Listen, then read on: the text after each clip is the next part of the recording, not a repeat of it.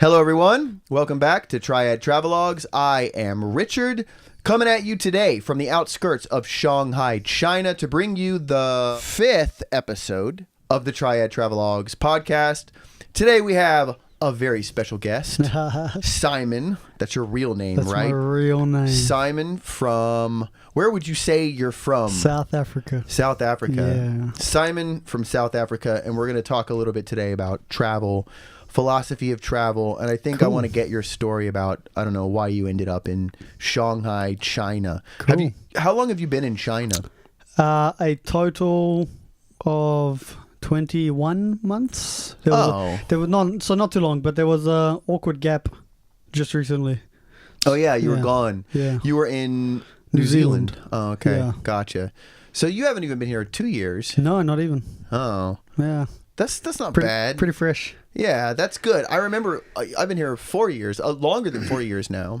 I actually think I came here September. I think September of 2000, whatever 4 years ago was. And 2 years in, I think I was a little bit jaded, but not nearly as cynical as I am now. But yeah, well, I feel like that gap was good for my cynicism. Is that a word? Is that the word? Cynicism. Cynicism. Yeah. There it was. Yeah, because I felt like I was getting quite bitter. How long were you there in New Zealand? Yeah. 5 months. Oh, that was a long time. Yeah. Why? I was trying to get my visa processed under my own business license, and you have a company. Yeah, and that was a process filled with misinformation from people who charge you for services and things like that. Long story short, everything I did for that turns out wasn't even for the correct visa application sort of thing, and all of the stuff they were telling us that we needed because we could charge them to help us to do it, not needed at all. You went through an agency for the business license we did, and then the visa was a process of just trying to find information. We wanted to do it ourselves, but at least maybe if you don't speak Chinese, at least the internet here has just got nothing on anything China related. Right. Do you say we? We. So the business is 50% myself and my partner. Okay. Not my relation, like my business partner. Gotcha. So you started a business in China, correct? Yeah. So that's something that's interesting because I was not aware of that. Okay. So you incorporated a business in China. Yeah. How long did that take? Fully foreign. What's a WAFI? Wholly owned foreign enterprise. Owned foreign entity. Yeah. Because I've looked into that. Yeah. Back in the day, before when I first met my wife, we were throwing around ideas about starting a business in China, to do business in China. Right. Yes. We ended up starting a business to do what we're doing now, just media related stuff. Yeah. But that's like incorporated in Delaware. Right. It's incorporated in the States. Right. Because it's easier. Right. And my wife can be on the my wife can be on the paperwork. Okay. Even though she can own half the company. Yeah. Even though she's not an American. Right. But to do that here would be this huge. Wow. I mean, from what I understand, it takes like 10 months, doesn't it, to go through the incorporation? Not even. We just we paid a fee to like a company that helps startups, and they essentially did everything for us, and we just signed the documents where necessary and got our license. Our licenses and beauty, oddly enough, beauty services. Really? Yeah, beauty services, video and photo, and consulting. So you are currently actively doing business in China with that? Correct? Yeah. So, I mean, I guess so. I've got one client at the moment, so I guess you could say I am, but it's kind of like a side hustle at the moment, just because you need money for all this. You need money for your office rent, and you need money to pay your accountant to do the taxes, and you need money to pay the lawyer to write up the contracts and stuff like that. And so, I had put a good amount aside for when I quit to be able to, maintain all those fees for X amount of time while I built up my clientele. But the 5 months in New Zealand kind of bled that dry. Sure. And so I had to come back on a teaching job, which I'm fine with because I'm a teacher by trade, you know, so I'm passionate about education services and things to that effect, but it wasn't the plan.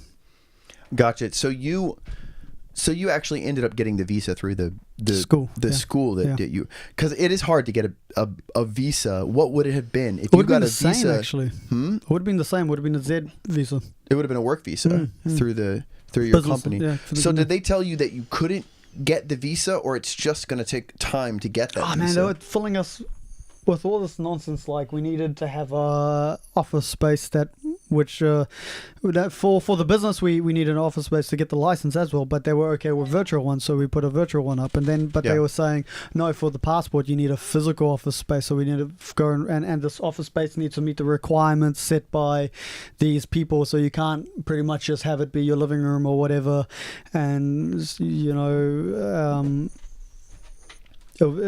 things like that started to pile up. And so, like, I'm in New Zealand trying to find an office in China, and then also I've only got X amount of funds for that process too, so now, like, we're trying to find a cheap office, and then turns out the visa that they were applying for wasn't even the one that we wanted in the first place, sort of thing. So, or the one that we needed. They were going for an M visa, a business visa, which is like temporary and not for the... Yeah, I think they changed the business visa. Right. For a business visa, it's when I first came here, it was for 3 months. Right. And you'd have to leave every 3 months to go to Hong Kong or wherever and come back.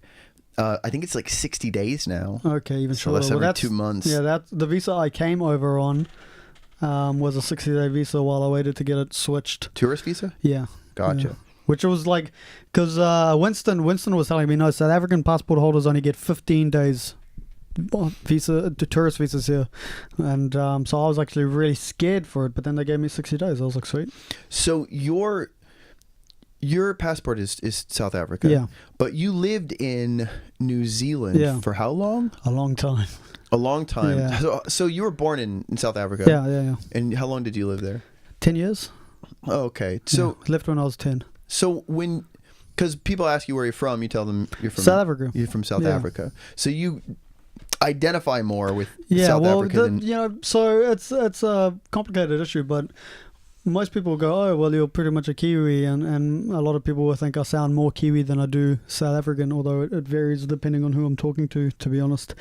But what they also forget is I went home, even while I was in New Zealand, I went home to a South African household. Right? Yeah. You know, where we maintain our South African lifestyle and our way of living and our both practices. Parents are from and South Africa. Yeah. Okay. Yeah.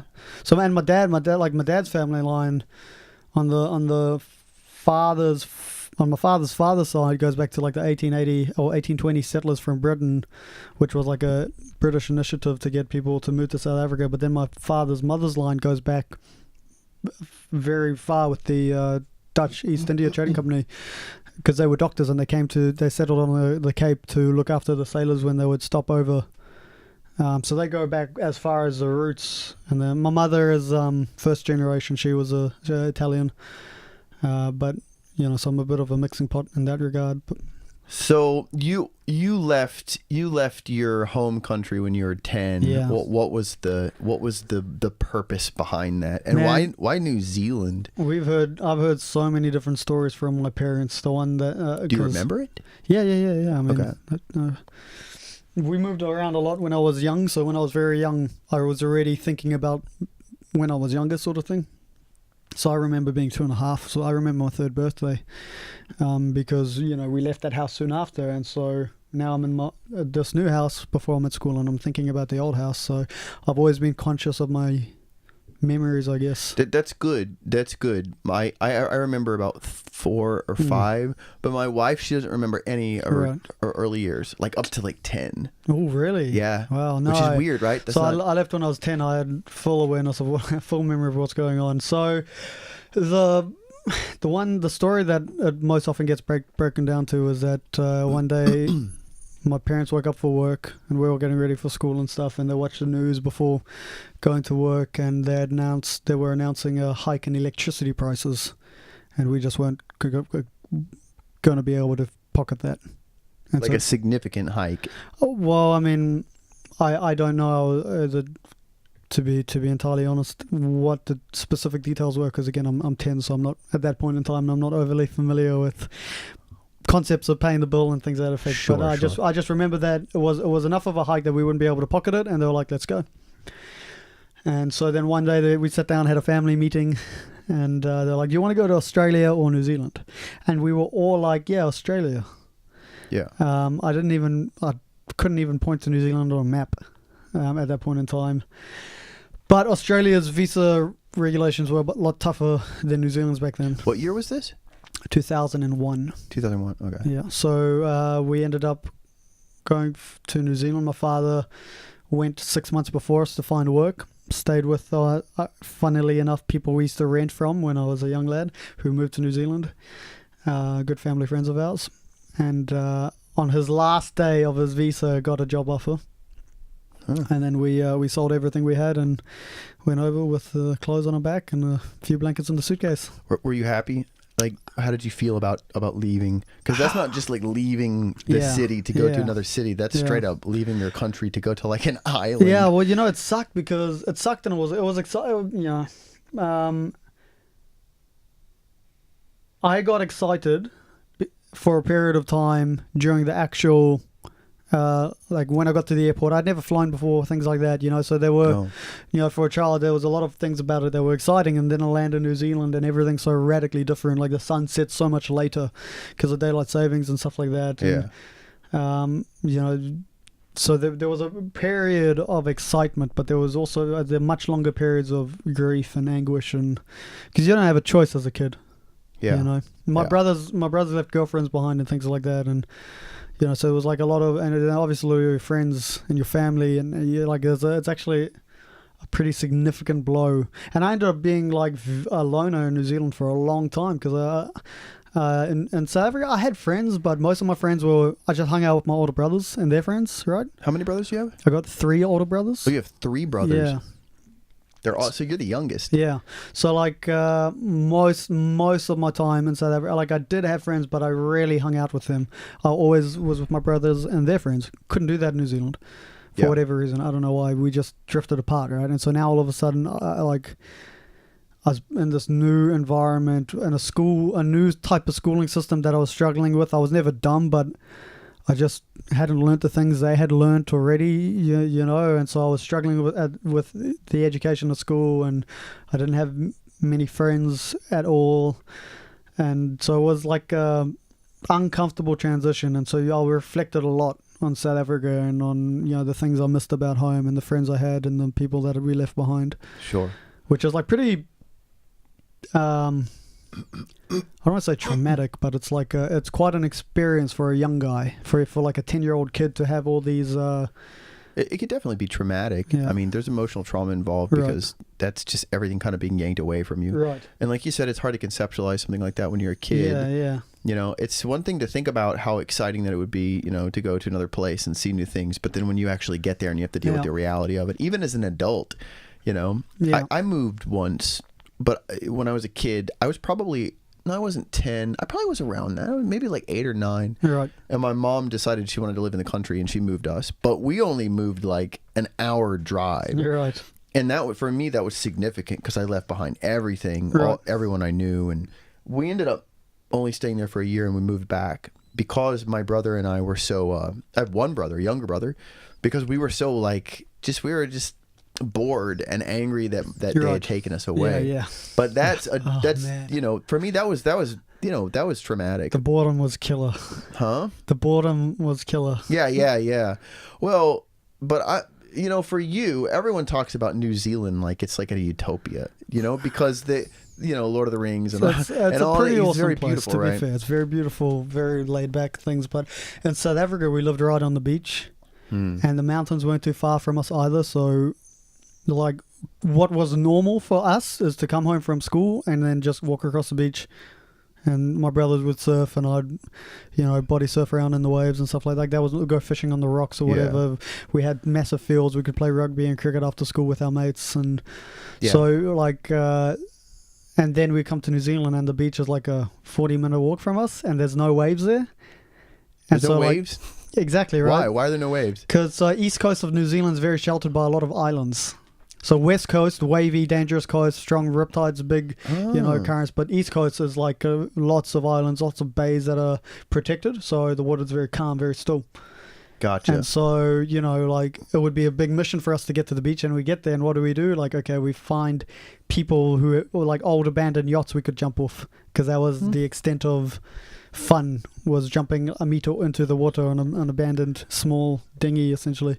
Were you in a more rural No, area? we weren't, though. That's the thing. No. Like, in fact, Auckland's probably got the most accessible beaches than any other place because Auckland's structure is like really spindly, so there's like a lot of coast. Spindly. So like how do you spell that? Like, is it a word? spindle. Do you know spindle? I know spindle. Yeah. Yeah, so spindly. I don't know. That's, Oh, okay. I'm probably using it completely Spindly. wrong. But like, if Maybe you look, it's a it's got word, like man. forks, lots of forks, right? So you got this main section there, and then a fork that way, and a fork that way, and a fork that way. So it's got a lot of like Sure. like bays carving in and stuff like that, and rivers and estuaries that lead into the ocean and stuff. It's a very landlocked, waterlocked area. So there's a lot of beaches. Yeah. Yeah, you can see on the map. Yeah, It's just like, it's right. basically just a spattering of islands. Yeah. But all the East Coast beaches, which is where we lived, was further east and west. All the East Coast beaches are just dead still, dead quiet. Is the water clean? For the most part, man. They have got like sewers that empty into a few places. You see the pipes going out and things like that. Or not sewers, rainwater pipes and stuff like that. Oh, yeah. Yeah, from the roads and whatnot. And they tend to put up signs that say don't swim in these areas. But nothing that, like, we swam in those areas anyway, like regularly. And it wasn't, it's not like China where you see the different color in the water sort of thing. Like when you smell and taste it, it's just my God, dude, we have rivers up. I think we crossed one. I don't know if you looked in it, but it's green. Like green, and it's not algae, it's just waste. When I lived in Nepal, they have a river there. I don't know if you're familiar with the Ganges River. I am. So the Ganges is in India, and Nepal has, Kathmandu has their own version of the Ganges. The name is escaping me right now, but it's basically, it's a river. I don't know. We may have talked about this. It's a river that is considered to be sacred. So people will go there and they bathe in the river and they brush their teeth and like they're naked in the river. Right. Like it's a thing. It's kind of like a pilgrimage thing.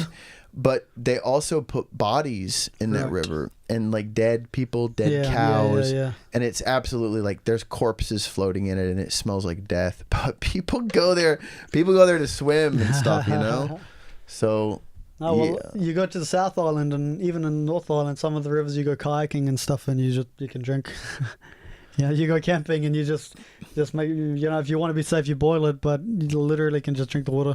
That's nice. I would really appreciate even being we're on the coast right now. Like, and have you ever been is there a beach in Shanghai? Man, I've been to things that look like beaches. Can you swim? Places with sand. We regretted it. Did you get sick? No, but we felt slimy, You get like, those little, normally those you go to amoebas the that beach. eat your brain. What are those called? The little, they kill people. Little parasites. You can inhale it through your nose, and it gets into your brain. It'll kill you in like a week. Ew. Yeah, horrible. No, like you go to the beach and you can normally feel the salt, but there's like from the water when you get out, right? You can feel like the saltiness on your skin, but here there's like an added element of like this. It just feel like it's thicker or more concentrated or whatever. All right, you lived in, how old are you? 27. I have to think. You have to think about 27. it. 27. You're young. I see you started traveling young. Yeah, that's good. I started traveling when I was 31 actually. Right. I'll be 36 the day after tomorrow. 36. You can round 35 to 40, and you're supposed to round 35 to 40. I don't know who decided that. Why is that? They just decided we'll round up instead of down, but since it's like right in the middle. But I never considered myself, like, I would have rounded it to 30. Well, when you count it on your hands, right? 1, 2, 3, 4, 5, right? 6, 7, 8, 9, 10, right? So you think, 6 enough, but it's not like that, is it? But also I know, like, what I just done is a fallacy, because I have a friend who's a stats teacher, and if he was watching, we've discussed this before, he'd shout at me, because you're not, like, that's actually not, this might be even when we count it like this, 5 and 5, from 1 to 5 and 6 to 10, but that's more about the distance than it is actually about the value of the numbers, something I have Stupid no like that. idea what you're talking about. Yeah, because if you count on your fingers, right, and you say, oh, 5 here, you should round down, and 6 here, you should round up. But it's actually more true to round up from 5. And the reason why we do that, we think that, is because it's actually got to do. We look at the placement of the number and in relation to distance, right? Like it's physically here, and so we think it's closer, but it's not. Oh, I see what you're saying. Yeah. I was homeschooled, so Right. I don't know much, especially about math. Man, I'm a PE teacher, so I'm way out of my depth. I teach science, I teach PE, I teach science. They go, oh, you should go to math. No, I teach biology. Dude, the PE teachers are supposed to teach what Basic History. bio. They teach history. I was going to say biomechanics, Biomechanics? which has some math involved, but it's very basic. Oh. That's the stereotype of the PE teacher. Really, history? Yeah, they teach no, history. we got nothing Because to do. We it's have history teachers that teach history. I think it's because you have to teach another class or something. Like in the I'm not sure well, about that's this. probably I can see where that's coming from, and that I'll say New Zealand's PE curriculum is far ahead of every other country in the world. So they take it seriously. Oh yeah, I don't think they do in the States. health, PE, sex ed, like alcohol and drugs, physical development, communities. So all those are PE. Yeah, ethics and values, all PE. So you actually teach. Oh yeah. Because in the States, at No, least it's labs, it's gyms. I taught like elementary school, and I taught special education, so I didn't really. For the most part, like I was in a private school for most of the time that I taught in Maryland, and we had like a home room, and they had different classes that they went to. But for the most part, I didn't have experience with what is normal in like a public school setting. I had a little bit, but not a lot, and definitely not like middle school, high school. You taught high school, right? Yeah, high school. Yeah, that's hard. That's rough. But at least with high school, with like PE, that makes sense that you would be also teaching things like sex ed. And Yeah, like, well, how to take care of is, your body. What most of the world's view of physical education is not physical education; it's physical training. It's exercise. Right. That's how they Climb the rope, do the laps, play soccer, play football. Yeah. That's not education. That's just exercise. It's physical training. It's Right. PT, not PE. So, damn man, the curriculum for PE. So New Zealand has a curriculum. In that book, it will have all the subjects: science, math, English, blah blah blah blah. PE has its own book. PE has its own book for every for year. for its curriculum. Yeah. So like the national curriculum set by the government, the PE has its own book, whereas all the other subjects fit into one book. So like the PE curriculum is very in depth, very big. Our professor, the guy that Ian Colpin at our university was actually or co-wrote we call it the salmon book because it's pink, but the PE curriculum, and it gets a lot of attention from education sectors around the world who come to learn from New Zealand's PE system and whatnot, because it's like for example in China, man, they don't, in nowhere do you get sex ed in school or drug education, or like the drug education here is drugs are bad. Right, but the drug culture is way underground here. Right, so. right. Well, so is the sex culture.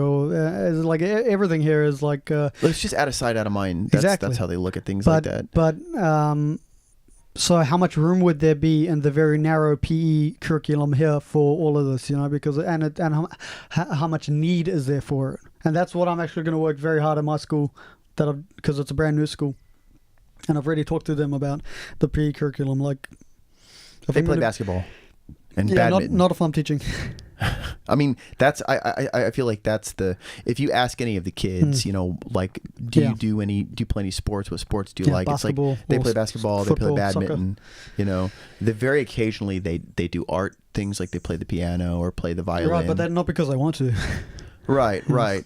But that's the thing, is all the education system is focused on creating little workers, people to fit into the system. It's not really about being expressive or about being an individual. No. I mean, here, even in the States, I mean, it's still that's kind of an issue, I think. It's just sort of training people to be part of the system. Right. For sure. The schools in the States were creted during the Industrial Revolution. Exactly. Well, that's the thing, and that's the model that the majority of the world's still using, Right, New Zealand right. included. Right. PE curriculum aside, we still have an education model that was developed literally to get people work ready for factory jobs. Yeah.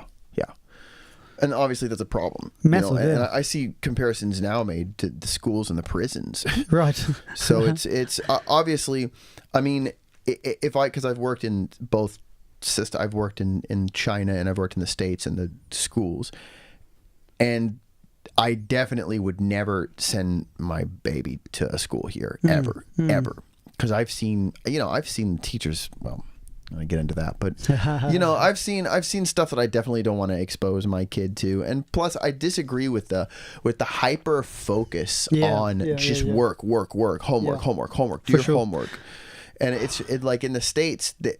Maybe some might argue that they don't have enough homework in the States, but obviously they have too much here, and it creates this kind of apathetic sort of, just, you can see it in their eyes, because they work so hard all day long. The kids do nothing but work, and they don't have time to be kids, just to play. And I might be misspeaking, so the commenters can correct me if they know better, but I am pretty confident that there's not a lot of academic support for homework, for the benefits of homework.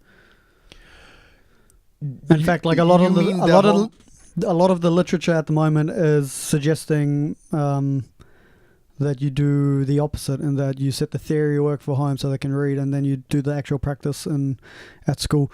And that deflects the responsibility of teaching. Yeah, well, to a degree, because like, for example, I'm not great with maths. So I have a basic, I can do my finances, but I used to hate math homework, man, because I'd go home and I'd make one mistake, and it would be a stupid mistake. Like people, talk, I forgot to carry the one. Literally, it would be something like that. Yeah. And I'd spend hours on this and I couldn't get it right.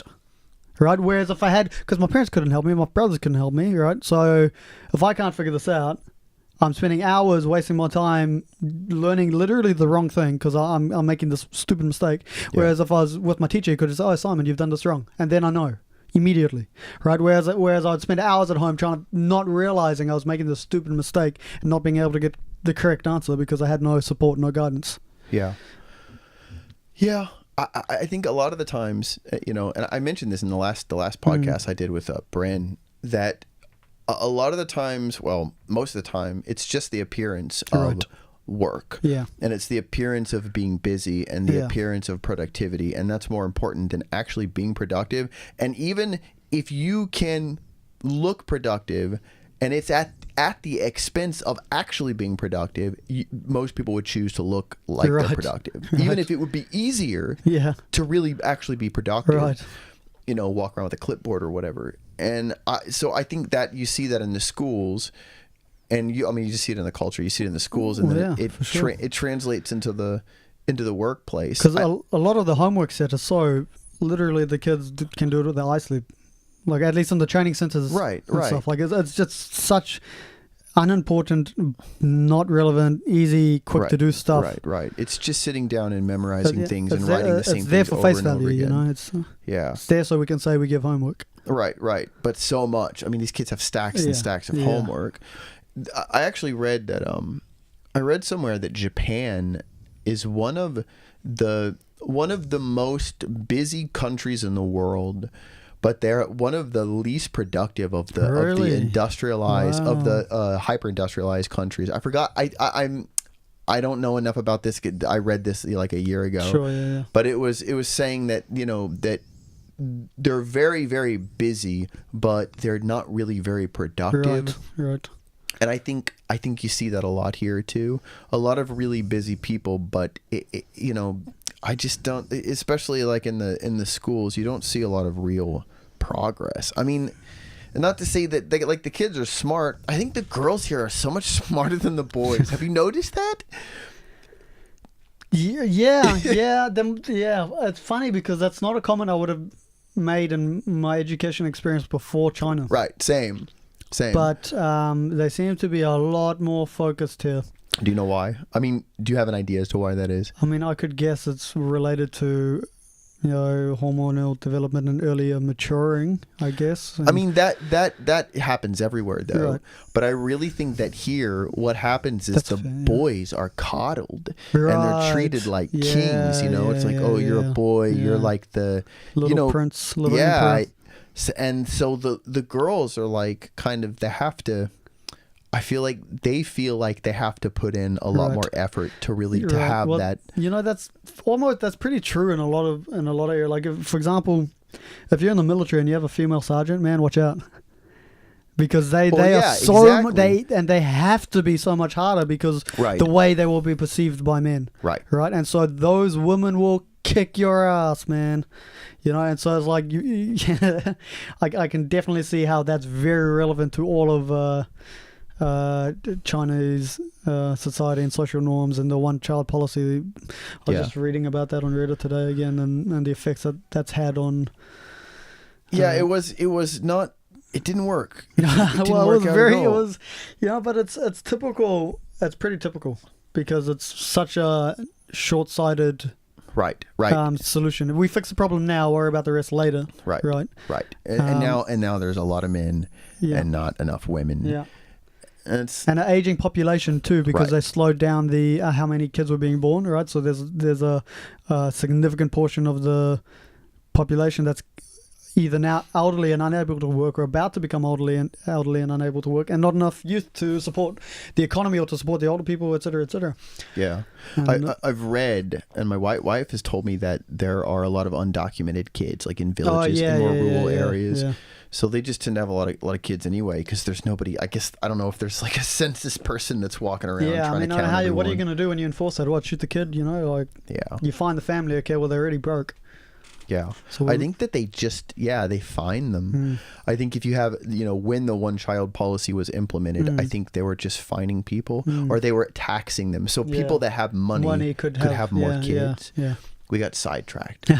So, okay, so whatever. You left, so you live in New Zealand for, I want to do the math. See, this is how bad my math is, okay? 15, no. That's right, 15 years. 15 years, yeah. You lived in New Zealand for 15 years. The same place, or you moved around? I moved around. So, and that's actually a comment I wanted to make earlier because, leaving South Africa was so difficult. But I've left my friends and family several times since and can't just come to a completely new city or country before. And it's literally been no sweat off my back. And that's because back then... As an adult? Yeah. Yeah. Because A, it was my choice, and then B, also things like Facebook, right? So communication now is so much easier than it was before. I used to write letters that I would just write to my friends and they would never get sent. But it was like therapeutic for me almost. I can just put all my thoughts on this paper and pretend it was going to be sent to them, but it never would be. Why didn't you send it? Dude, I don't know where they live. You know what I mean? Oh, okay. I did. Man, one of my friends in South Africa, I'd say probably one of my best friends, when I told everyone I was moving to New Zealand, he was like, wow, so are we. Awesome, man. Auckland. Wow, fantastic, right? Unfortunately, the name was Naidu, which is a very common surname. And so, like, for years, just to have a connection, right, that first time I left, for years, I'm going through the yellow pages, the phone books, looking for the Naidus, trying to, like, when will Jason come? How do you spell that? Naidoo. It's an Indian surname. Naidu. So South Africa, Durban specifically, has a large Indian population, and Naidu is a very common Indian surname, right? So, in other words, tons of Naidus in the phone book. But because we didn't have Facebook, there was no other means of communication. So I'm literally waiting for this dude's parents' name to appear in the phone book. It never does. And it's funny, I went back to South Africa. We caught up about it like 10 years later, which was a cool experience. But so when I finished high school, I moved to Canterbury. Again, like, it's just in the South Island, but another kind of situation where I can't point to it on a map. Knew nobody there, knew nothing about it. I just Googled my degree and applied for it and got it. Gotcha. And you just went there just for school? For university. For university? Yeah. 4 year? 4 years, yeah. But I stayed longer. Gotcha. So you ended up... How long did... You actually did work in the public schools? Yeah. So for how long? 1 year after high school. Oh, okay. I mean, 1 year after university. After university. I was employed with Aranui High School and the Services Academy, which is a military school for at-risk youth, essentially preparing them for life in the services. So the Air Force, Navy, Army, etc. Gotcha. So it was a school specifically designed for them. Was that wasn't. It was a program within a school. So it's a public high school. Oh, okay. Those were kids that had gotten into trouble. Yeah, so like a lot of them are opt-in, but a lot of, like, we've had kids sent from the courts and things like that. Yeah. As a preventative measure instead of juvie and things like that. And it's kind of similar to what I was doing. right.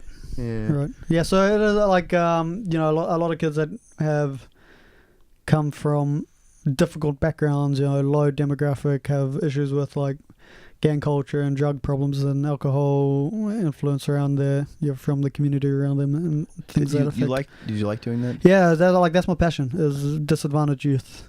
Yeah. So what was the you were 25, is that right? 24? Yeah, roughly. 24, 25-ish. 25. I turned 20 my first year of university, so would have been 24 turning 25. Or the other, or 5, 6, 24, 25, yeah. So what happened around that time? I mean, because you ended up far away. Yeah, so, right, man, it was my dream job, to be honest, because it was a military program, right? And now, like, a lot of my background was pretty much out of all the mates I went to high school with, like, I'm the only one who didn't end up joining the military sort of thing, Really? So and then my brother was military, my father was military, kind of a background on that, and so it was always something I wanted to do, and when it came time to do, just decided that I could do more than that, right? Although I hadn't figured out what yet. And so this military program that was entirely based about outdoor, in the outdoors, about outdoor education, kayaking, mountaineering, and bush survival, and all this kind of things. Yeah. Which is another, my father was military and a farmer as well in South Africa, and so as kids we spent a lot of time. He was a Scouts headmaster, which in the States maybe you laugh at Scouts, but in South Africa Scouts is like it used to be respectable. Yeah, well, I presume it's still respected in South Africa because snakes and lions and dangerous wildlife and difficult circumstances. Yeah, that makes those sense. skills there are actually incredibly valuable. We're just camping in the States. Right. We're at the state parks in tents. Okay. And shit. I think, and then also the fact that my dad was a parabat and he was a scoutmaster of this particular troop, which means, he was a bit of a hard ass, I guess. So he ran them quite difficult, like he was very strict and disciplined with them. So the Scouts there is more like military. Well, I would say this one probably was, but that's only because of my father's influence more than, because I can't speak on behalf of all Scouts South Africa. We only knew the one troop, right? Sure. So maybe maybe there were other troops that my brothers and stuff were involved with, like for exhibition things or whatever, but I had no awareness of it. Are they all the Scouts like around the world? Are they all associated with the same organization? Are they different? Like That's a good question. Because ours are called the Boy Scouts of America. Yeah, I don't think they're associated. They're not associated. No. For ours, there's like a program called Cub Scouts. Yeah, I was a Cub. Yeah, and I was too. I think I was. I know my brother was. Right. I wasn't into it. I like camping and stuff, but I don't like the discipline part of it. I don't like being told what to do. Right. The same reason I never liked sports. Right. I didn't like being like, there were rules and I didn't like that. I want to take the ball and throw it around or whatever, but I don't want people telling me how to throw it around, right? And you start like in Cub Scouts, and then there's Boy Scouts, and you get all the merit badges. And I think the highest degree is called Eagle Scout. Right. Is that the same? I couldn't tell you. But it was not, it definitely, as far as I know, it was not military-esque. But I don't remember. Yeah, these guys got drilled, man. Like my father would do uniform inspections and stuff like that. Even I was a Cub. I think that was a Cub in the States, like a 7, 8-year-old Cub, and I was getting uniform inspections. They would inspect my nails, make sure my nails, like I wasn't biting them and stuff like that. See, that doesn't sound like fun. Well, that sounds horrible. I don't know. I guess it was just like, for me being the youngest, I see all my older brothers doing it, so it's cool, right? So to me, it was maybe there were elements of it they hated. But I didn't know because it was just cool because my older brothers were cool and I'm a kid. Yeah. But need all of that to say, we had a very outdoor upbringing, rock climbing and things that affect a lot. That's good. And so this job was like just combining all my passions into one thing, and so I absolutely loved it. And I had such an awesome work environment, such awesome colleagues, man. We're still good mates. We'll message each other every now and again, and just had the time of my life working with these people and with these kids, man. I really enjoyed it. But what actually happened was, years earlier, my first year of university, the city we lived in had an earthquake. What year? 2011, same year as the Japanese earthquake. Fukushima. Yeah. That was that long ago? Yeah. Jesus. Yeah. Was pretty 7 years ago now, damn. Yeah. But yeah, the earthquake was pretty severe. Like, there was a lot of structural damage. There was, I think, like 169 deaths, which for a city of Christchurch, was a very small city, that's pretty significant. And they actually had an earthquake a few months before that, but it was very deep and it was in the middle of the night, so there was like no injuries because everyone's asleep in bed, and because it was so deep, there was only minor damage to the buildings and stuff. This one was only like 6.3 or something, but it was real shallow. And so, the city was flattened, essentially. Buildings just toppled over. We had actually a massive international reach, like a lot of Australia, Canadian, I think, Japanese, what's the word when people clear the rubble and stuff? Teams come out and help. This is when you were still in high school? No, university. This is my first year of university. Oh, your first year of university. Yeah. Okay.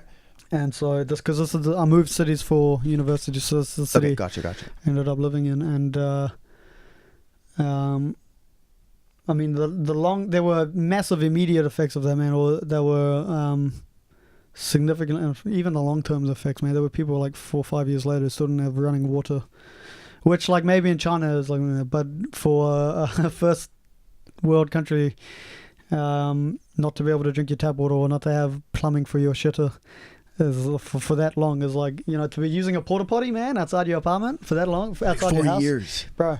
It's the recovery effort, man, was pretty lackluster, pretty controversial, but like entire neighborhoods. So what we learnt, and maybe we always knew this, but what became common knowledge after the earthquake was that most of Christchurch was built on flattened out swamp ground.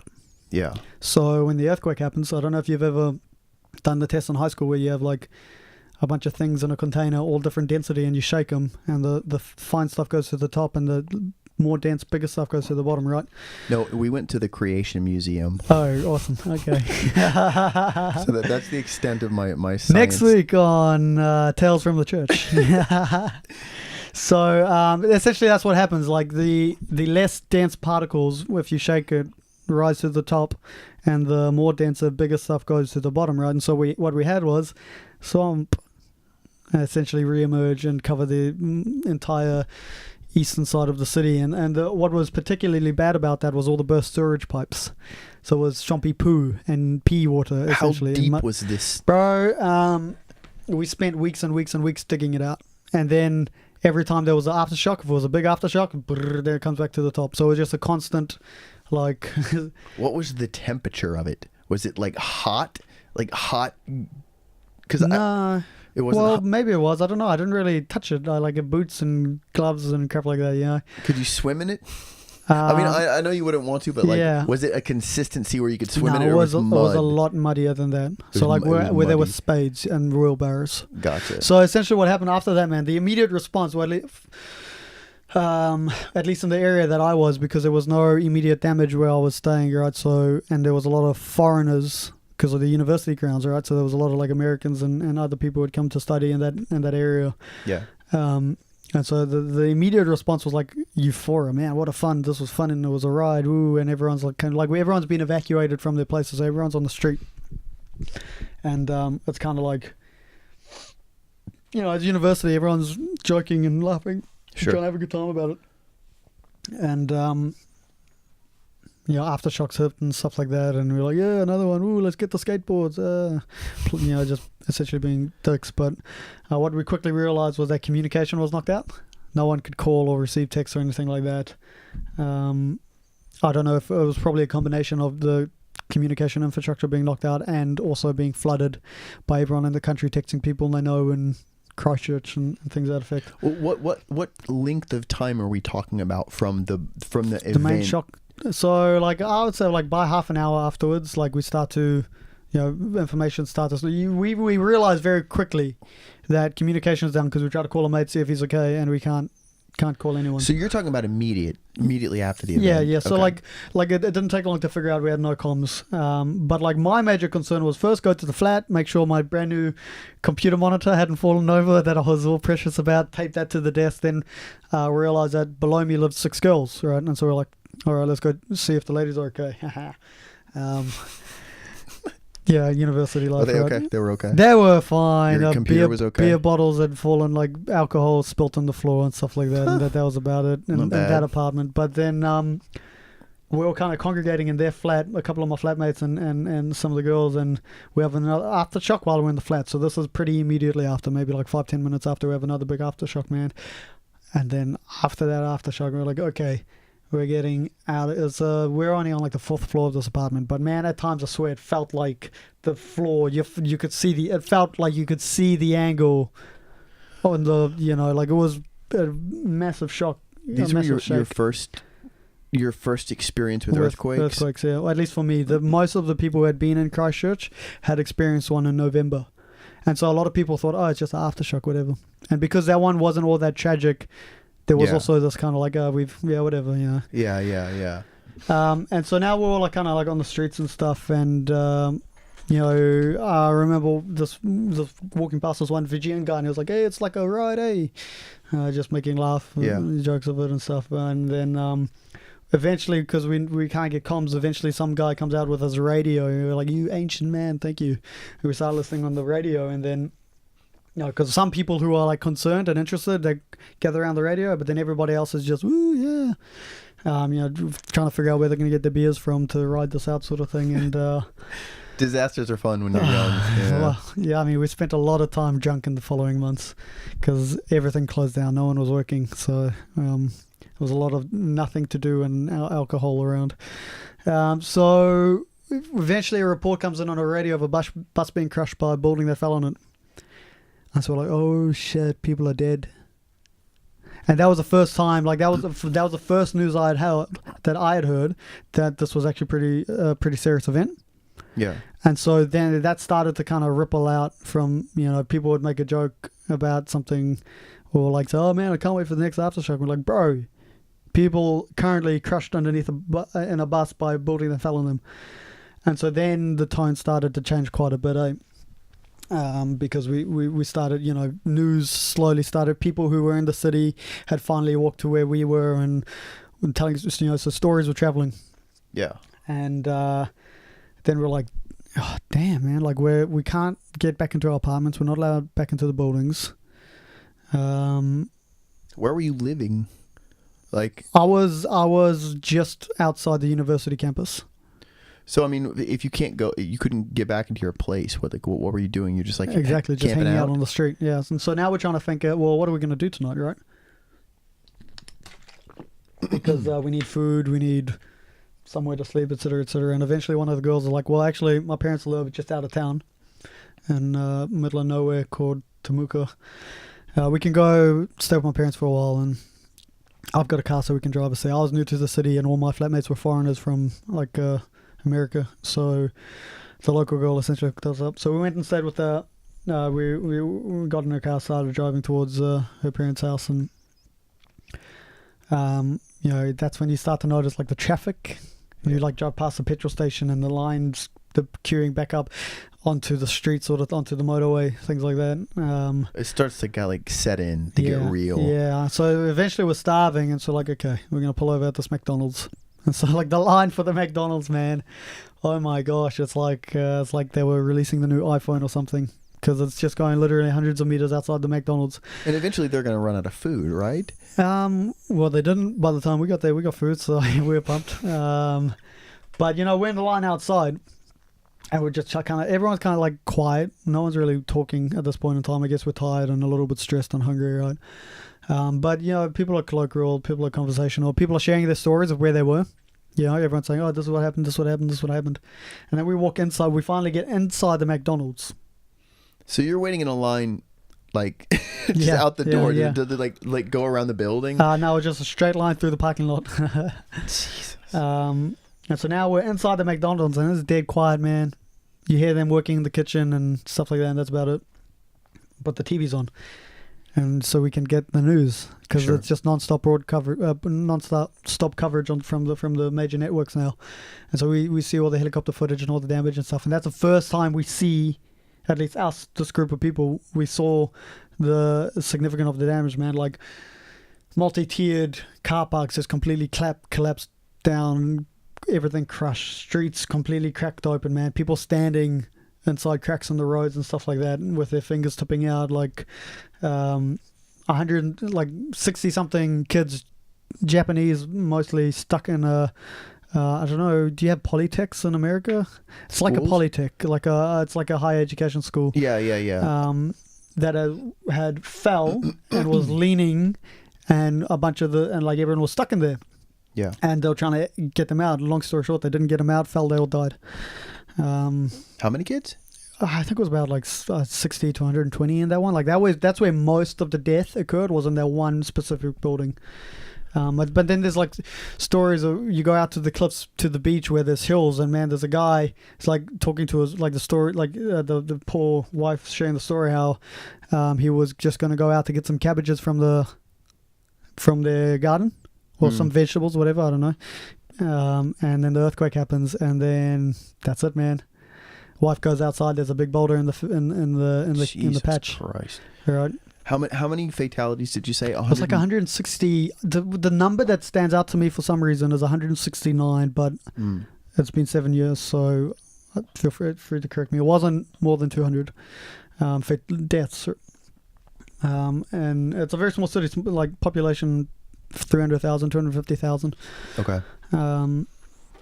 So, everyone knows someone. And they have the saying around the world, 6 degrees of separation, right?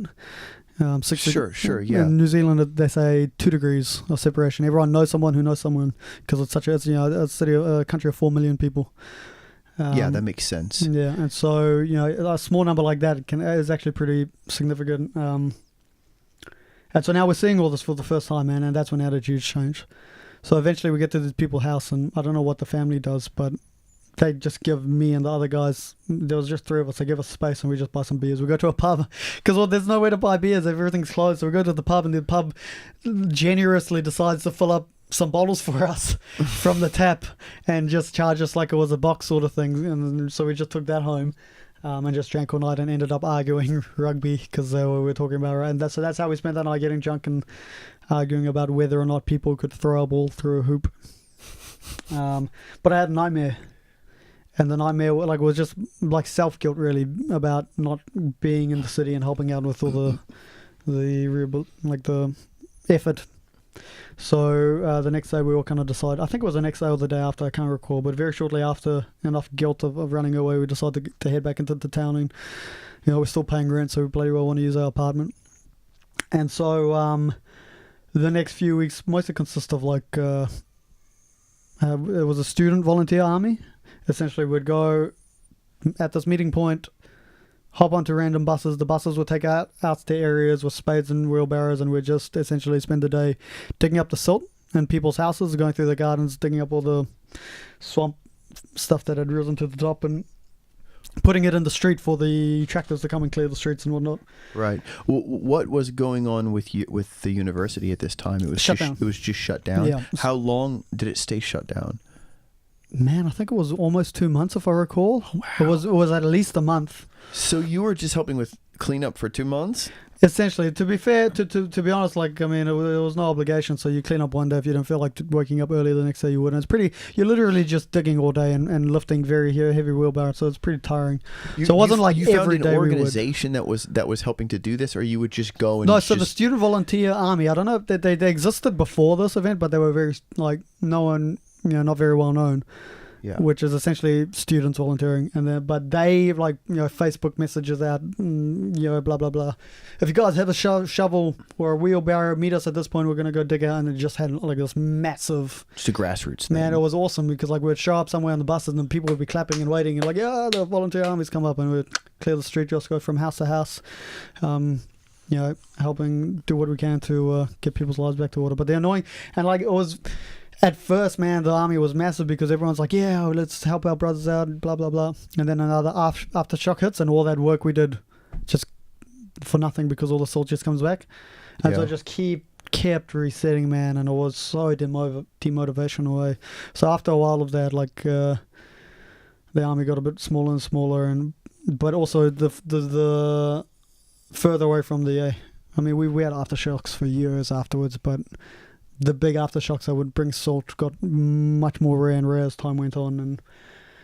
And but yeah, it was a lot of that and a lot of drinking because we're all university students and universities closed, right? And and then when university finally did reopen, most of our lectures were in tents outside in the car park. Because the buildings were shut down. The buildings they were red carded or whatever, so they needed to be demolished or needed to have repairs first, etc. That's crazy, dude. It's like a post-apocalyptic thing. Man. It's even like now, right? 7 years, because some of the areas were red zoned, which means no reconstruction allowed. Ever? Yeah, because it's swampland, right? They shouldn't have built there in the first place, and people didn't. Well, people probably did know this, but they didn't publicize it, right? And so now there's entire neighborhoods you go out east, man, and all you see is the grid, you're like, what is this, unkept park or whatever? But you realize, this used to be a neighborhood of houses, and you can see the lines from the fences where the grass grows higher, and so you can see the squares into it from all the. The flowers and stuff like that used to line all the fences and things like that. And who owns those properties now? Is that there's no property? I mean, well, not property, but it's land. Yeah, or government. It's just government. Yeah, I mean, if you had bought and paid for that house, you probably owned the land. But it's useless land. Yeah, so I think what happened was the government bought out all of that, and so they may not have got ideal prices for it, but I think it would have been paid out for the land and just had to move on. And so a lot of people. And everything just gone. If it was red zone, they technically weren't even allowed to go in and get their stuff, although obviously you did. But essentially, those red zones areas are gone, and unfortunately, the part that's difficult about it, man, is that the most severely affected places were, of course, all the poor places, all the lower demographic area, the east side. It's funny, in most places, the land towards the beach is the wealthy area, right? For whatever reason, in Christchurch, land towards the beach was the poor area, which doesn't make sense to me. But yeah, the east, you go to the eastern suburbs, and it's just that's where my school was, right? So the school had a reputation, probably the worst reputation in Christchurch, and then the service academy was like the hard part of the school, essentially. And so this all comes to bite me in the back 4 years later when I graduate and I've got this job because the next year attendant enrollment at that school went from like 1,600 to 160. To the university? No, to the school I was working at. You started working at. And not just at that school, but a lot of the neighboring schools too. And so is that because a lot of people ended up leaving and going somewhere else? Yeah. So that area was much more sparse. It was entirely, it was decimated, man. And so what they decided to do was close down 5 of the schools in that area and merge them into a new one. And that was happening a year after my contract expired. And so they were just like, they weren't going to renew the contract, man. And so everybody else got golden handshakes, and the people whose contract expired, they just expired. And so now I'm in the market for a job where a lot of other people from 5 other schools are much older, more experienced than me, are also in the market for a job. Yeah. And so, I applied like almost 20 schools, man. I got 1 interview. I applied for 2 positions, a PE and a science job at my old high school where I had just spoken to the principal, who I knew from my days as a student, and we had like sat down and had a chat and talked about job opportunities at the school. I applied for 2. I didn't even get an email saying my application was rejected. Did nothing. I got 1 interview at 1 school and I didn't make it. And so after like 6 months, not even, after like 2 months of looking and not getting much, I decided I was going to look overseas. Now, at the time I was learning... For teaching jobs? Yeah. Okay. At the time I was learning Russian. So I thought, why not Russia, right? And so I Googled Teach English Russia and clicked on the first link. Unfortunately found English first, education first, and everything looked great, man. I was like, are you serious? You're just going to... You have all these jobs available and it's all legit. You're not asking for my credit card details. Like, because I just Googled it, right? So I was expecting some sort of to have to filter through all these dodgy offers. But ended up applying for a job through them, and like the next day got an email saying, hey, look, this is about February sometime. I decided I was going to wait until the end of January just so I can have a bit of a holiday. And then I got an email back from China saying, hey man, look, you've just missed all the application, the cutoff dates for Russia, but if you want, we can interview you for China, and you can come whenever you're ready. Which I initially said no to because I really wanted to go to Russia. Right. I was learning Russian. I wanted to go to Russia. Didn't know Chinese. Didn't care for China. But then after I emailed them saying no, I really want to make at this point in time I really want to try to prioritize Russia first, and then YouTube China and saw this awesome Shenzhen hyperlapse video, and I was like, what the hell am I doing? Of course, like, this is awesome. Yeah, China, yeah. So I emailed back saying, actually, change your heart. China sounds great, and ended up getting a job in Shenzhen with EF. But then I couldn't get a visa for Shenzhen because of my South African passport, is what I was told. So I ended up in Shanghai with EF, and that was in June of 2016. You had problems with English first? Yeah. I feel like I've read stories about. Yeah, man, I had the time of my life for like the first year and a half with them, or even less, maybe the first 14, 13 months. They're a placement agency, right? They're like a recruitment company? They're not. No, they're a branch of Education First, which is a massive global. They've got like 40,000 employees over the world. Okay. They're very big, very legitimate organization that do a very good job of what they do, to be fair. Yeah. And what they do is sell a product and get foreigners into a country to sell that product, right? But no, I loved it for a long time because the work hours are compared to regular teaching.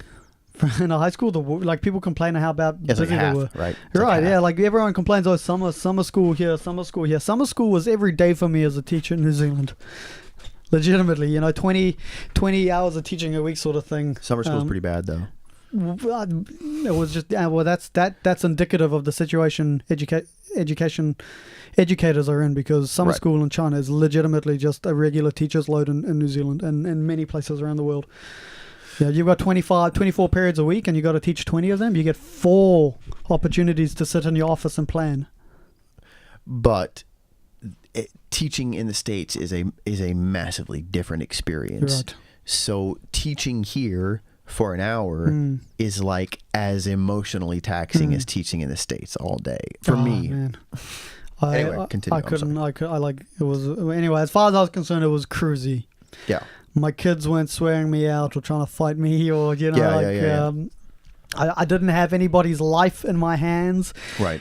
Or like I wasn't worried about them dying in the bush with me, So it was remarkably cruisy for me. And I came, like, my job started with summer course, so I started at the deep end, and it only got cruisier, and I only earned more money the longer I was there, although never good money, but more than enough money to live here comfortably.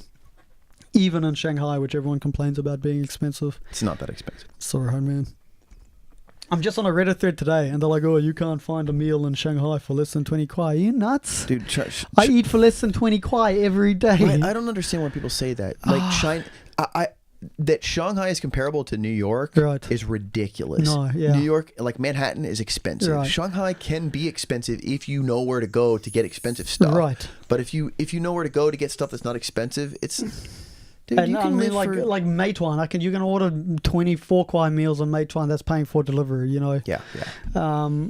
So it was absurd, because here's a thread in Reddit where everyone's complaining, and so many people are agreeing with this guy about not being able to eat for less than 20 kwai a meal. My flatmates at the moment spend 300 kwai a week for their ingredients to cook all week. So like, Shanghai is not as expensive as everybody makes it out to be. Right. It's not that expensive at all. No. I mean, the housing is really, really expensive. Yeah, but even then, if you like, I was paying $3,000 and I was only 20 minutes out of the city and I had a mansion. So people just got to look more, man. That's my genuine belief. $2,000 a month. Yeah, and that's the cheap, and it's a big space too. Like, you pay $2,000 in the city, you're not getting this. Right, you get a closet. Yeah. my wife lived in a closet. Right. I did too she for a lived while in as well. a room that is smaller Yeah. than this living room Yeah. that we're sitting in right now, and she paid about as much as we're paying for this place. Right. Yeah. But you pay for the area too. Yeah. Well, when I was in Lujia's Way, I paid 3,400 for an area a room that's about the size of this, with a kitchen attached. So probably like this entire bottom floor, I paid 3,400 for that. Which even then, I would argue, it's not that much. Yeah, it's not that bad. Like that was about almost a third of my salary at the time, and I was living comfortably. I was traveling around. I was buying all my expensive camera equipment, going to Laos, going to Thailand, going to Malaysia with the leftover money and paying off debt. Yeah. So like those people, I just like live within your means, man, and it's not expensive. Yeah. So that's a whole. I can't remember what we were saying now. We were talking about why you came to China. Yeah. Oh, so now I'm in China. Oh, loving EF, because EF don't pay that much. Like you can get a much better paying job very quickly after you're in China, and you're much wiser. Because EF you'll start out at about 10 and end up at about 16 if you're doing well before They start tax. you at 10. Well, the thing is, because they give you a loan, so you can get settled. So they give you a 10,000 Kwai advancement, and so they take 2,500 for the first 4 months. So you're earning 12, but that's before tax, or 13 before tax, and then they take that 2,500 back. So you end up with like about 10 for those first 4 months, which still is like, and like I did fine, man. I managed. Yeah. And I didn't have to live. It wasn't difficult either. This is my point too. You just got to. Yeah, I don't know. I think people who complain like that just don't work hard enough. But I had a great boss. The hours were flexible, good. They were reasonably flexible. My workmates were awesome. Colleagues were awesome. But everything went sour when our boss got transferred for. Not political, for like they don't fire people in EF and upper management. They just move them around because nobody stays at these companies for long enough. So there's not much, not a large pool to select for upper management from.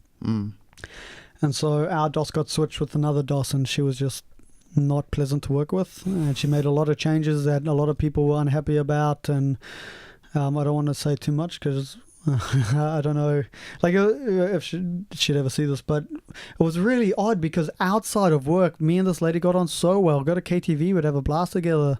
Right. Like go to a whatever, like a work of, like an event where we sit down, have lunch, and talk, and no issues at all. It was just, I think, a difference in our working philosophies and ethics, I guess. Right. But it was a significant difference that upset a lot of people, and this was last year. Even more recent, January. Oh yeah, I left it's in almost February, the end of the year now. And so what happened then was our old DOS was awesome because she was on the teacher side of everything, but this DOS was less on our side. And so like I could talk for hours on what made it sour, but essentially you can sum it up in the realization that the teachers, when you go there, you have this thought as a teacher, you think, like, because they always talk about how valued the teachers are, right? And there's sort of the stigma about the locals being replaceable and things to that effect. And so when you think about who is the lowest rung of the company, the foreigners will generally either say the local teachers or the local PAs or the CCs. Yeah. But what I eventually realized, man, is we are the laughing stock of all of them, man. Right. Because they're getting fat commissions off our work mostly. And they sell you. They're selling you as a product. Not your class, not your teaching. They're like just your appearance. The fact that I was blonde and right. cute. If I do this or this stupid French thing my girlfriend's trying to make me do, and so kids, they loved the parents loved having me as a teacher. Right. Not because I'm a good teacher. Right. This new girl. It's like that everywhere. It's like that everywhere here, though. We got a new teacher at one point in time. I think she's very cute, but by Chinese standards, they would consider her unattractive. And Western teacher. Yeah. Now this girl speaks Chinese really well. The locals don't know that. So the PA, the PA is a progress advisor. Essentially, they're the person who deal with the parents on behalf of the teachers who can't communicate with the parents, right? The PA is introducing this new teacher to the class, to the parents, and when I go, if you guys don't like her, we can just get a new one. not knowing, not introducing it to the class, introducing to a parent, not realizing this lady understood. So when the teacher starts speaking to them in Chinese, you see the shame on their faces quickly, and you start to realize, like, man, literally, even the people who we thought were bottom rung were more important to the company than we were. You know, we're literally just monkeys on chains for them, and they pay you. Like, if you're at a training center, you are qualified to go teach at a kindergarten where they will pay you minimum 20,000 after tax. Yeah. Like, and that's harder. It's harder now to get a visa, though. Right. There it is. You hear that? Construction. We were worried about that. It's good, though. We did most of it without. Right. And the thing is, you don't even need to be a good teacher. Like, I've had teachers come to EF who were honestly horrible teachers and self-admittedly horrible teachers. And they've gone through, like, after 2 months with EF, they're getting paid more than you are at a kindergarten, and then they don't like that kindergarten, so they move to another one, and then don't like this. This one guy I know, he's on his 4th school already. He's been here maybe almost a year now, you know, and they all pay better. Right. Significantly better. All that you need to teach ESL is, I mean, if you're a Westerner, you need to be white. Well, I made a video about this. About being white in China, what it's like to be white, and like white privilege or whatever. Like, what is white privilege? What is white privilege? Come to China. Yeah, exactly. You need to be white. You need to not be black. All right? And you need to be it's getting harder too. South African passports are no. And lately, that's what I heard. Yeah. I heard they're being weird about. Yeah, like many schools will take them because they're Commonwealth. But a lot of places now will say, you'll see in the advertising, they'll say UK, Canadian, American, New Zealand, Australia. Why? Used to be, and South Africa. Why is that? Because they don't consider according to the Chinese government, I am not a native English speaker. That's so odd. Yeah. It's because of that word Africa. Yeah, well, because we have 12 national languages. Sorry, that's my phone. I should put that on silent. Because we have 12 national languages. Yeah. Right, recognized officially by the government. Without realizing that the majority of our schools are English, you know? It's just weird. I feel like a lot of things are just arbitrary. Yeah. A lot of the red tape bureaucratic stuff, it feels just very arbitrary. I'm gonna do a video one day, maybe after I leave, about the process of getting my baby her visa papers. Oh my God, it's just this ridiculous process, even just to get her out of the country. Like, we have to go through all this because she was born here, and her citizenship in the States isn't entirely recognized. Oh, really? So she's kind of in limbo when she's here. Yeah. She's Chinese when she's in China. She doesn't have a visa, right? But when she goes anywhere else, she's American, right? Because she was born here, and they refuse to recognize that she was born here, yet she has a U.S. passport, U.S. citizenship. Right. And I feel like a lot of the bureaucratic stuff, like, you know, we have a difficult time getting her entry-exit stuff for when we want to travel from the EEB. Sometimes, if the person is in a good mood, no problem. And no joke. If the person behind the counter is in a good mood, it's no problem. Just come with chocolates and flowers. Right. My wife has gone there crying. Just like, because you get sympathy from them. And it's easier that way. But if they're in a bad mood, we might actually have to get on a train, go all the way to my wife's hometown because that's where we're supposed to go to get her entry-exit paper. I have found all of this sort of stuff goes so much better in China if you just be polite and give face. And thank them, and you know, so and tell them. I don't like the song and dance though. I just want, you know what I mean. Do you have anything else to say? Not really. I love China. I'm happy as living here, to be honest. Like, after going back to New Zealand and coming back, I feel like I got rid of a lot of that cynicism that was building. And I'm a lot more appreciative of things, and I'm a lot more. Like, it's a lot easier for me to do the song and dance now and just to give face and get on with life and things. Like, going back to New Zealand and coming back for that long period of time actually really helped me value what I have here a lot more. That's good. I think those breaks are really important if you live here. We'll talk in 3 years and we'll see what like, you know, if you because man, I don't know. I've talked to people that have been here for 20 plus years. And some of them are right. Well, some of them are real cynical and jaded. Well, compare for example, these will just be names to your audience, but Primo Winston and then that Caspetto guy from SMCC, because they're all ancients in China, you know. And they all got radically different perspectives on and they're all cynical, but in totally different ways. And Caspetto's like so pro China and well, not pro China necessarily, but pro Chinese values and traditions and things like that. And then Winston's so damn negative about everything, but then Primo's like such a pirate about everything he does here. And I feel like there's it's all different flavors of the same thing, you know? Right. Yeah. It's all different ways of looking at what is objective. Yeah. Well, I don't want to be that guy. Huh? I don't want to be that guy. You can't stay here forever. You know, you gotta I'm worried move on. about it, to be honest, but I'll cross that road when I have to. Yeah. All right, cool. Man. But it's not that hot, right? It's it's okay? comfortable on the road. It's been okay. I think it's just not. It's not as hot. It's not as hot outside as it has been. Sometimes it's here just dripping sweat. It's horrible. All right, we're gonna go. I need to record an intro and an outro at some point, so I don't have to, because I always feel weird about that. But we're gonna say, okay. Oh, you have a YouTube channel. Yeah, I do. I forgot to mention that. No, that's fine. Part of me doesn't even want to advertise it, to be honest. I do have a YouTube channel. It's just my name, Simon Barnes. If you put it into YouTube, you'll get 2 results. You'll get Tinky Winky, because the actor who played Tinky Winky was named Simon Barnes. He just died recently. Huh. But the first result will be my channel, Simon Barnes. I'll put a link in the description. Yeah, youtube.com/C/Simon Barnes. All right, cool. You're going to get a mismatch of a lot of stuff because I haven't figured out what I'm doing yet. That's okay. I have the same thing. For any of your audience that's interested, you're going to get vlogs, you're going to get random lessons, you're going to get video, photo stuff, you're going to get China stuff. It's all... I'm finding my direction. Yeah, that's okay. How long have you been on YouTube? Over a year, man. I've got like 38 or so videos on it. Oh, okay. I think I've been doing it for like 2 years, but I don't even have 100 videos. I think I went like 50 or 60. I went through a period of weekly posting and then a period of bi-weekly posting. Yeah. But the pressure was immense trying to do that.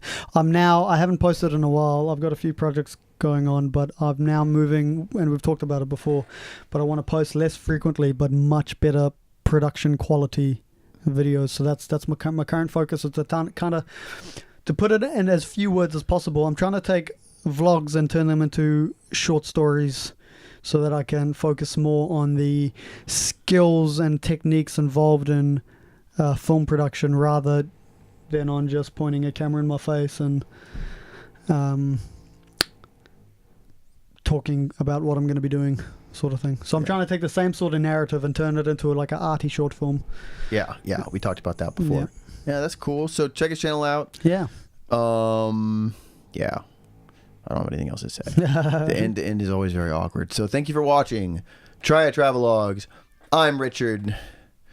I'm supposed to say like, subscribe, and all that, but I feel like that's insulting people's intelligence. Do you know what I mean? Yeah, like, I thought the same. Remember to click the like button, guys, and it feels very like condescending. Gimmicky. Yeah. I thought the same, but I've also noticed like it works. Yeah, it works. That's why people do it. Don't hate. People do it because it works. Yeah, it's like it's a rule of marketing. You have to tell people exactly what to do. Right. Go down and leave a nice comment, because even though. Sorry. I was going to say people don't normally leave nice comments. Sometimes they do. Depends on the content. Yeah, well, the thing is that and this is what a lot of the audiences don't always recognize, it actually does help us a lot. Comments and likes and views. Interaction. It genuinely does help a creator. If there's a creator on YouTube that you subscribe to and he's kind of small and you want more videos from him, like his videos and leave comments and interact with his content, because it genuinely does help. If that's how you want to support someone and you can't pay for Patreon or whatever, do that instead, and they'll appreciate it heaps. Yeah. All right, we'll end there. Good advice. Thank you so much. Thanks for coming in. Thanks for having me. It was a good talk. We'll see you guys next time.